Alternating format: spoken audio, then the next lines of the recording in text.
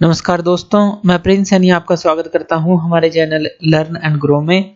आज हम डिस्कस करेंगे energy dissipation due to hysteresis. Hysteresis curve के बारे में इससे पहले टॉपिक में हमने पढ़ा था, जिसके अंदर हमने एक रिलेशन देखी थी, बी और एच के बीच में कह लीजिए, आई और एच के बीच में कह लीजिए, तो वो हमने रिलेशन देखी थी। तो उसके अंदर जब एनर्जी डिसिपेशन की बात आती है तो वो हम यहाँ पर डिस्कस करेंगे। एनर्जी डिसिपेशन का मतलब है कि एनर्जी का लॉस होना। अब हिस्टैरिसीस था क्या हमारा, यानी कि जो हिस्टैरिसीस कर्व हमने बनाया था वो था क्या। उसके अंदर हम कोई भी मैग्नेटिक मटेरियल लेते हैं, मान लीजिए मॉलिक्यूलर लेवल पे बात कर लें, उनकी जो मैग्नेटिक डाइपोल मूवमेंट है, मान लीजिए पहले तो वो रैंडमली ओरिएंटेड होती है इस तरह से। अगर हम यहाँ पर दो मॉलिक्यूल की बात कर लें और उनकी डाइपोल मूवमेंट को देखें तो यहाँ पर रैंडमली ओरिएंटेड है, यानी कि वो कैंसल आउट करती है एक दूसरे को। तो अगर हम क्या करें, इसको मैग्नेटिक फील्ड में रख दें, तो पहले तो स्टेज ये है हमारे पास, जब अनमैग्नेटाइज है वो मैग्नेटिक मटेरियल, तो हम इसको मैग्नेटिक फील्ड में रख देते हैं। मान लीजिए मैग्नेटिक फील्ड की डायरेक्शन जो है ये है, बी की डायरेक्शन ये है, तो आपने इसको रखा तो ये क्या करेगी, अपने आप को इसी डायरेक्शन में अलाइन करने की कोशिश करेगी। तो पहले मॉलिक्यूल के लिए ये इस तरह से होने की कोशिश करेगी, जो दूसरा है वो इस तरह से होने की कोशिश करेगा। जैसे जैसे आप इसको बढ़ाते चले जाएंगे तो ये प्रॉपरली अपने आप को अलाइन कर लेगा। जैसे जैसे आपने मैग्नेटिक फील्ड को बढ़ाया तो उसकी स्ट्रेंथ को कह लीजिए बढ़ाया, तो अपने आप को ये प्रॉपरली अलाइन कर लेगा किस डायरेक्शन में। अगर हम फेरोमैग्नेटिक मटेरियल की बात कर रहे हैं तो इसी डायरेक्शन में अपने आप को ये अलाइन कर लेगा और स्ट्रांगली मैग्नेटाइज भी हो जाएगा। लेकिन हम कर क्या रहे हैं, इसके अंदर हम करते क्या हैं, जब हिस्टैरिसीस कर्व हम बनाते थे उसके अंदर हम एक सोलेनोइड लेते थे और इस सोलेनोइड के अंदर इस मैग्नेटिक मटेरियल को रखा जाता था जिसको हमें मैग्नेटाइज करना है। और यहाँ से जो करंट की वैल्यू है हम उसको बढ़ाते थे, पहले तो हम उसको बढ़ाते थे और ये प्रॉपरली जब ओरिएंटेड हो जाता था, प्रॉपरली अलाइन हो जाता था, यानी कि उससे ज्यादा मैग्नेटाइज नहीं हो सकता, कितना भी आप करंट बढ़ा लें, कितने भी मैग्नेटिक स्ट्रेंथ बढ़ा लें यहाँ पर, तो वहां पर से हम उसको रिवर्स कर देते थे। पहले तो हमने बढ़ाया उसको, फिर हम उसको रिवर्स करते थे, यानी कि पहले हम बढ़ाते हैं फिर उसको रिवर्स करके जीरो पे लेके आते हैं, फिर से रिवर्स करते हैं, इस तरह से चलते हैं। तो यहाँ पर मैग्नेटिक फील्ड की स्ट्रेंथ भी हमारी पहले तो एक डायरेक्शन में होती है, फिर वो कम होती है, जीरो होती है और रिवर्स होना स्टार्ट हो जाती है, जैसे ही करंट को हम रिवर्स करते हैं सोलेनोइड के अंदर। तो ये पहले हम डिस्कस कर चुके हैं।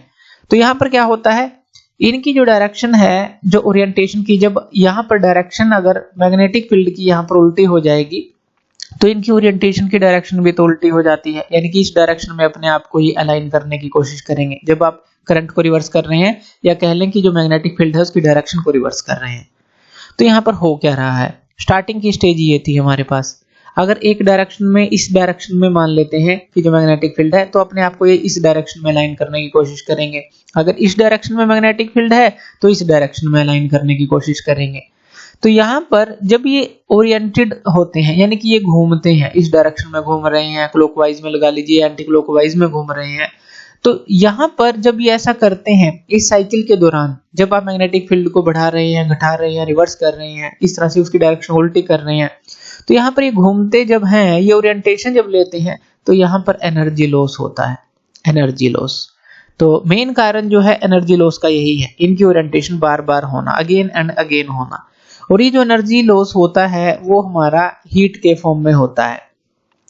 तो हीट के फॉर्म में ये एनर्जी लॉस होता है, इसी को हम बोल रहे हैं energy dissipation due to hysteresis. कि एनर्जी का जो लॉस होता है जब हम किसी भी मैग्नेटिक मटेरियल को इस साइकिल से गुजारते हैं, साइकिल ऑफ मैग्नेटाइजेशन जिसको बोलते हैं, तो यहाँ पर कुछ एनर्जी हमें स्पेंड करनी पड़ती है इस प्रोसेस में, और ये एनर्जी हम रिकवर भी नहीं कर पाते। तो ये जो एनर्जी होती है हीट की फॉर्म में लॉस हो जाती है स्पेसिमेन के अंदर। स्पेसिमेन के अंदर बात कर रहे हैं क्योंकि ये सारा प्रोसेस जो है स्पेसिमेन के अंदर ही होगा। और ये जो लॉस ऑफ एनर्जी होता है हम इसको ग्राफ से समझ सकते हैं। अब कौन सा ग्राफ, जो हमने ये ग्राफ बनाया था B और H के बीच में कह लीजिए, यहाँ पर आप लिख सकते हैं B और I लिख लें और यहाँ पर H लिख लें। B क्या है, मैग्नेटिक इंडक्शन है, H क्या है, मैग्नेटिक इंटेंसिटी है, और I को क्या बोलते हैं हम, इंटेंसिटी ऑफ मैग्नेटाइजेशन बोलते हैं। तो यहाँ पर भी एक चीज हमें नोट करनी है, अगर हम ग्राफ की बात करेंगे I और H के बीच में, तो उसको हम लेते हैं CGS सिस्टम में। यानी कि यहाँ पर जो भी ग्राफ बनेगा, अगर हम I और H के बीच में लें, जैसे मान लीजिए कोई एक ग्राफ हम बना लें और I और H के बीच में रिलेशन ले रहे हैं, तो इसको CGS सिस्टम में हम बोलेंगे कि CGS सिस्टम में हम इसको नोट कर रहे हैं जो इसका एरिया है। और अगर हम B और H के बीच में रिलेशन की बात करेंगे तो उसको हम बोलेंगे कि हम यहाँ पर SI सिस्टम का यूज कर रहे हैं, यानी कि SI जो यूनिट है उसका यूज करेंगे। इसमें हम ये कह सकते हैं, जैसे मान लीजिए एरिया है इस लूप का, अगर हम CGS सिस्टम में देखें तो I और H की बात करेंगे, I और H के रिलेशन की। अगर हम SI सिस्टम में देखें तो B और H की बात करेंगे, तो ये भी याद रखना है। और यहाँ पर जो शेप और साइज होता है, जो ये लूप बनती है I H के बीच में कह लीजिए, B और H के बीच में कह लीजिए, ये डिपेंड करती है नेचर ऑफ द मटेरियल के ऊपर और हिस्ट्री ऑफ द स्पेसिमेन के ऊपर, कि नेचर क्या है मटेरियल का, कितना वो मैग्नेटाइज हो सकता है, उसकी स्पेसिमेन की हिस्ट्री क्या है। यानी कि पहले भी अगर आपने उसके ऊपर इस तरह से उसको ऑब्जर्व किया है इस साइकिल के अंदर, तो हिस्ट्री के ऊपर डिपेंड करता है। अगर हम हिस्टैरिसीस लूप को अच्छी तरह से समझ जाते हैं तो हम बहुत सारी जो मैग्नेटिक जो प्रॉपर्टीज हैं, या कहें कि जो मैग्नेटिक मटेरियल की प्रॉपर्टी हैं, उनको स्टडी कर सकते हैं अच्छी तरह से अगर हम उसको समझ जाते हैं। और अलग अलग तरह के मटेरियल के लिए यहाँ पर जो डिफरेंस है वो हम देख सकते हैं। तो डिफरेंस कौन सी प्रॉपर्टी में देख सकते हैं अलग अलग मटेरियल के लिए, जैसे कि रिटेंटिविटी किसकी कितनी है, कोरेसिविटी कितनी है, परमिएबिलिटी कितनी है, ससेप्टिबिलिटी कितनी है, ये हम पहले भी डिस्कस कर चुके हैं। तो चलिए इसको एक बार देख लेते हैं, एक ओवरव्यू ले लेते हैं जो हमने पहले जो कुछ प्रॉपर्टी पढ़ी थी। सबसे पहले हिस्टैरिसीस की बात करते हैं। हिस्टैरिसीस है क्या हमारे पास? हिस्टैरिसीस होता है phenomena of lagging of magnetic induction behind magnetising intensity when a magnetic material is subjected to a cycle of magnetisation. तो यहां पर हमने क्या देखा था, जो हमारा मैग्नेटिक इंडक्शन लैग करता है, मैग्नेटिक इंडक्शन। अब यहां पर हम किसकी बात कर रहे हैं, अगर हम ग्राफ के अंदर बात करें B की बात कर रहे हैं, और I भी आप इसके अंदर ले सकते हैं जो CGS सिस्टम की हमने बात की थी। तो अगर ये लैग करे, ये मैग्नेटिक इंडक्शन B है, किससे लैग करे? मैग्नेटाइजिंग इंटेंसिटी से। मैग्नेटाइजिंग इंटेंसिटी क्या है हमारे पास, यानी कि H से लैग करे। यानी कि H को जब आप कम कर रहे हैं, 0 तक लेके जा रहे हैं, लेकिन मैग्नेटिक इंडक्शन वहां पर 0 नहीं होती। ये हम पहले भी डिस्कस हमने किया था। जैसे इस ग्राफ में देखें, यहाँ पर ये H है, आप H को जो है इस तरफ लेके जा रहे हैं, ये पॉइंट देखें, यहाँ पर H जो है 0 है, लेकिन यहाँ पर ये B की वैल्यू देखें, B यहाँ पर 0 नहीं है, ये इतनी इसकी वैल्यू होती है, ये वैल्यू B की हमें मिलती है। H तो 0 है, B नॉट इक्वल टू 0 है। तो यहाँ पर ये लैग हमें दिखा रहा है कि H तो 0 हो गया लेकिन B 0 नहीं हुआ, तो लैगिंग यहाँ पर दिखा रहा है, इसी को हिस्टैरिसीस बोलते हैं। और इस पॉइंट को क्या बोलते हैं, यानी कि इसके अंदर कुछ जो रेजिडुअल मैग्नेटिज्म बचा है, जब आपने H को 0 भी कर दिया है तब भी इसके अंदर कुछ मैग्नेटिज्म बचा है, तो उसको हम क्या बोलते हैं, उसको हम बोलते हैं रिटेंटिविटी। और कोरेसिविटी किसको बोलते हैं? कोरेसिविटी हम उसको बोलते हैं कि जब आप इस B को 0 करना चाहते हैं, इस B को, यानी कि यहां पर देखिए B 0 हो जाता है। अब ये B था हमारे पास, तो इस हॉरिजॉन्टल एक्सिस पे H की वैल्यू तो होगी, ये H हमने क्या किया, H को अपोजिट डायरेक्शन में लेकर चले, यानी कि हमने उसको अपोजिट लिया और इसको रिवर्स किया जब, तो यहाँ पर H की वैल्यू जब अपोजिट की तो B की वैल्यू हमें 0 मिलती है। तो यहाँ पर H की वैल्यू तो 0 नहीं होती, अपोजिट डायरेक्शन में हम चले हैं, लेकिन B की वैल्यू 0 हो जाती है। इसको कोरेसिविटी बोलते हैं। ये जो पॉइंट है, ये जो पॉइंट है इसको रिटेंटिविटी बोलते हैं। तो चलिए इन दोनों पॉइंट को डिस्कस करते हैं। कोरेसिविटी क्या है? It is the value of magnetising force in opposite direction which is required to reduce magnetic induction to 0 value.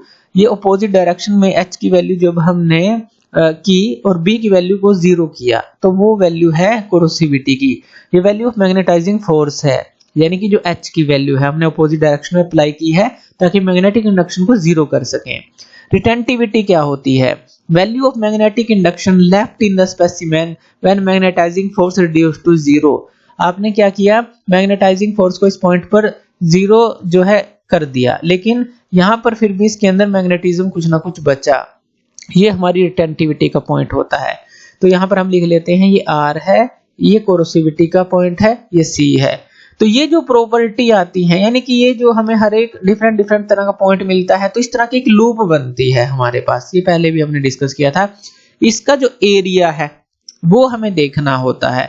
अब अलग अलग मटेरियल के लिए अलग अलग तरह की लूप मिलेगी हमें। तो अगर हम इस लूप को अच्छी तरह से डिस्कस करते हैं, इसको अच्छी तरह से समझते हैं, तो डिफरेंट पर्पस हमारे पास निकल कर आते हैं जहां पर हम उन मटेरियल का यूज कर सकते हैं। जैसे कि इलेक्ट्रोमैग्नेट के लिए आपको यूज करना है। इलेक्ट्रोमैग्नेट क्या होते हैं? जब आप उनको इलेक्ट्रिसिटी देते हैं तो वो मैग्नेट में कन्वर्ट हो जाएं। जब आपने उनको इलेक्ट्रिसिटी दी तभी मैग्नेट में कन्वर्ट हो, लेकिन जब आप इलेक्ट्रिसिटी को ऑफ कर देंगे तो वो एकदम से उनके अंदर से मैग्नेटिज्म डिसअपीयर हो जाना चाहिए।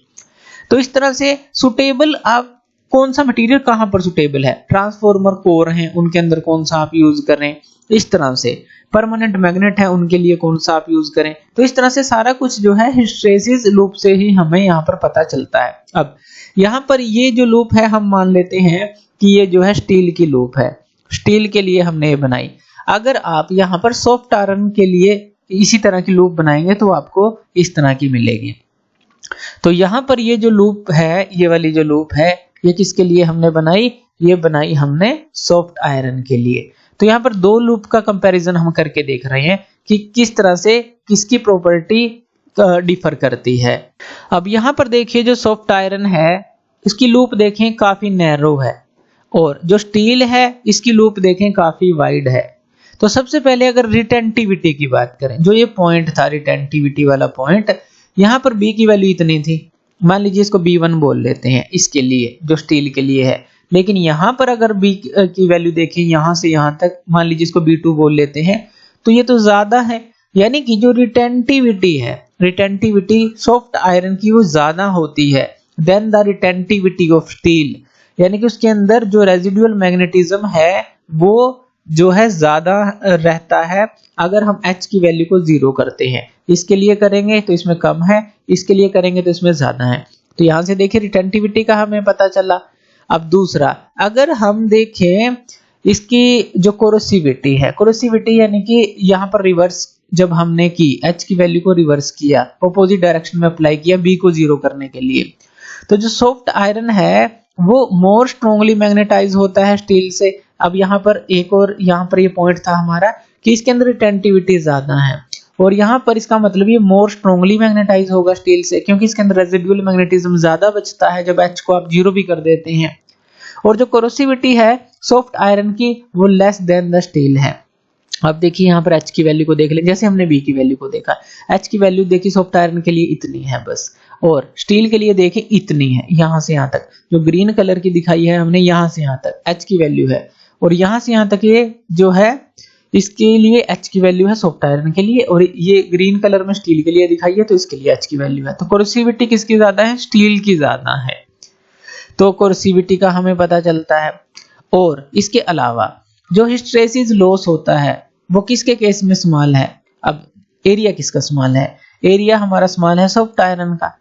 तो सॉफ्ट आयरन के केस में जो हिस्टैरिसीस लॉस होगा वो स्मॉल होगा, जो कि हमने देखा था एनर्जी लॉस होता है, वो चीज की बात कर रहे हैं। और स्टील के केस में वो ज्यादा होगा क्योंकि एरिया इसका ज्यादा है लूप का। तो इस तरह से हिस्टैरिसीस लॉस को भी आप देख सकते हैं कि सॉफ्ट आयरन के केस में वो एरिया कम है तो लॉस स्मॉल है, इसके केस में जो लूप का एरिया ज्यादा है स्टील में तो वहां पर हिस्टैरिसीस लॉस भी ज्यादा होगा।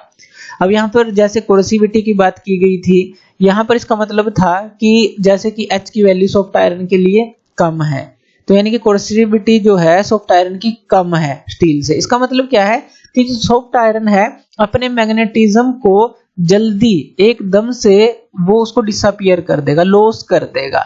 अगर हम स्टील से कंपैरिजन करें, स्टील के लिए H की वैल्यू ज्यादा चाहिए, इसके लिए H की वैल्यू कम चाहिए, तो वो जल्दी जो है जो मैग्नेटिज्म की वैल्यू है उसको लॉस कर देगा। इतनी की वैल्यू चाहिए H की बस हमें, तो उसी वैल्यू पर वो पूरा मैग्नेटिज्म लॉस कर देगा। लेकिन स्टील के लिए यहाँ से यहाँ तक हमें H की वैल्यू चाहिए, यहाँ पर मैग्नेटिज्म उसके अंदर लॉस होगा।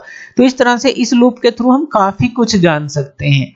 और हमने देखा कि एनर्जी डिसिपेशन होता क्या है, तो वो भी हमने इसके अंदर समझा। तो ये था हमारा हिस्टैरिसीस कर्व के बारे में, कुछ हमने यहाँ पर नॉलेज ली है, कुछ पॉइंट हमने डिस्कस किए हैं, पहले भी हमने डिस्कस किए थे। आज हमने देखा है कि लूप का फर्क क्या होता है, नैरो होने से वाइड होने से फर्क क्या होता है। ये जो डिफरेंट डिफरेंट पॉइंट मिलते हैं उनका फर्क क्या होता है। तो अकॉर्डिंग टू यूज हम जो है किसी भी मटेरियल को चुन सकते हैं कि कहां पर हमें उसका यूज करना है। तो थैंक यू वीडियो देखने के लिए, और इसी तरह की वीडियोस के लिए आप हमारे चैनल लर्न एंड ग्रो पे हमें सब्सक्राइब कर सकते हैं। धन्यवाद।